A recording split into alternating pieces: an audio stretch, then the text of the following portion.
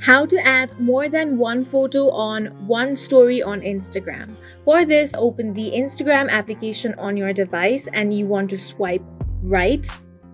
After this, here you can create your story. So you can choose whichever photo that you want at first and then tap on these three little dots and then tap on draw.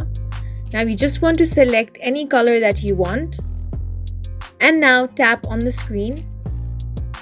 So here you can see the background is completely that color. Now you can choose whichever color you want as well. And once you have done that, tap on this right tick mark sign. And now tap on the sticker emoji.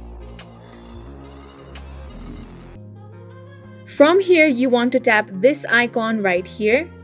Now from this, you can choose photos from your gallery.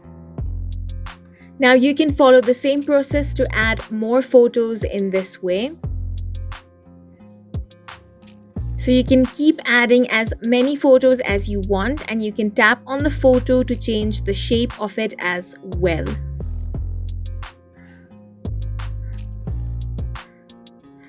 And this is how you can add more than one photo on one story. And that is it for this video. We hope you guys found it helpful. Please make sure to hit the like button and subscribe for more helpful tutorials.